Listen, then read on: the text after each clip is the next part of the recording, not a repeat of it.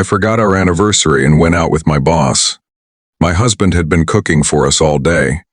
The candles had burned down almost to nothing by the time I walked through the front door at 9:40 that night, laughing at something my boss had just said. My phone still pressed to my ear as I fumbled with my keys. Hang on, I said into the phone, kicking off my heels in the entryway, still smiling from 2 hours of drinks I hadn't planned on having. I stopped mid-sentence. The dining table was set. Fully set the good china we only used at Christmas, 2 wine glasses, a small vase of red roses I recognized from the flower shop, 3 blocks from our house, 3 separate dishes laid out and long gone cold, a steak, some kind of pasta I didn't recognize, and what looked like a cheesecake with a single unlit candle sitting on top. And there at the head of the table sat my husband, Michael, still in the blue shirt. He'd clearly ironed for the occasion, his hands folded in front of him, watching me walk in with an expression I will never, for the rest of my life, be able to fully forget. I have to call you back, I said quietly into the phone, and hung up before my boss could respond. My name is Rachel Winters.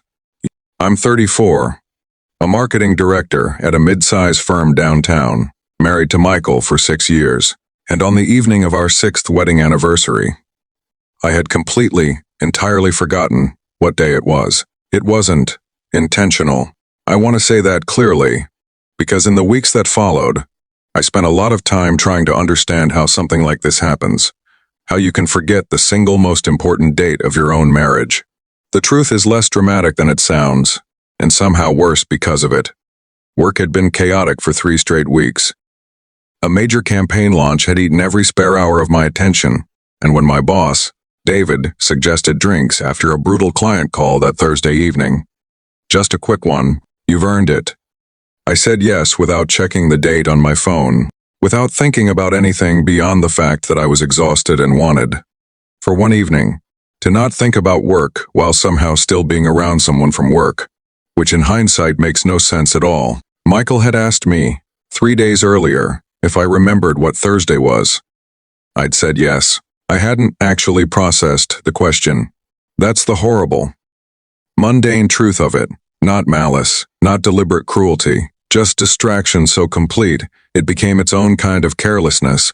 You forgot, Michael said, his voice quiet in a way that was somehow louder than shouting would have been. I asked you 3 days ago if you remembered, and you said yes. And I believed you, so I spent the whole day cooking. I took a half day off work, Rachel. I made the beef bourguignon you talked about for a month, after we had it in Paris. I made a cheesecake from scratch. Because you mentioned once that the bakery version was never quite right.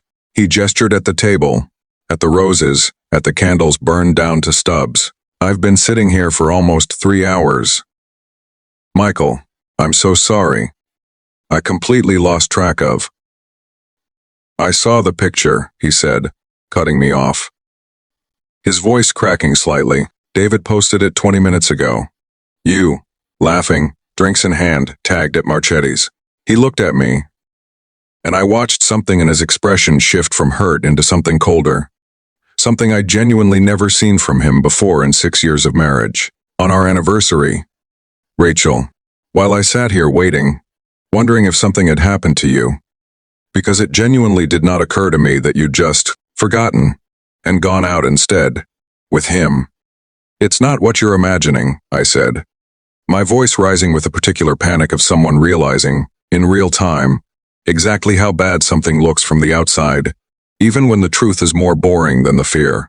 It was 2 colleagues having a drink after a hard week. I wasn't thinking about anything beyond finally sitting down for 20 minutes. I believe that, Michael said, and somehow that was worse than if he hadn't. I actually do believe you weren't thinking about anything romantic happening with David. That's not really what hurts, Rachel. He stood up slowly from the table, his chair scraping against the hardwood floor. What hurts is that our anniversary wasn't even on your radar enough to remember it existed. You didn't choose him over me. You just didn't think about me at all. And honestly, I don't know which one of those is worse. I didn't sleep much that night. Michael slept in the guest room. The first time in 6 years of marriage he'd chosen to sleep somewhere other than beside me. and I lay awake in our bed staring at the ceiling, replaying the entire evening, trying to understand how 3 weeks of work stress had somehow eroded my awareness of something that should have been unmissable. The next morning, Michael was already gone by the time I woke up, a short text waiting on my phone. Need some space today. Not upset anymore, just need to think. Talk tonight. I went to work in a fog, sitting through meetings without absorbing a word, staring at the same unfinished email for 40 minutes without writing a single sentence. David stopped by my desk around 11, asking, with a kind of casual obliviousness that suddenly felt grating in a way it never had before, if I wanted to grab lunch and debrief on the client call. Actually, David, I said, I need to tell you something. Yesterday was my wedding anniversary. I forgot, and I went out with you instead, and it's caused a real problem at home. I need you to understand that going forward, when I say I need to leave on time or can't do drinks, it's not me being uncommitted to the team. It's me, trying not to lose my marriage over a job. David, to his credit, looked genuinely mortified. Rachel, I had no idea. I'm so sorry. If I'd known, I know, I said. It's not on you. It's on me. For not saying no in the first place, for not even remembering the date myself. I just need you to know why I might be pulling back a little on the after-hours stuff. That evening, I came home to find Michael already there, sitting on the porch steps instead of inside, a beer in his hand, watching the sun go down over the neighborhood in a way that felt deliberately distant from the house, from the memory of the dinner table still, I assumed.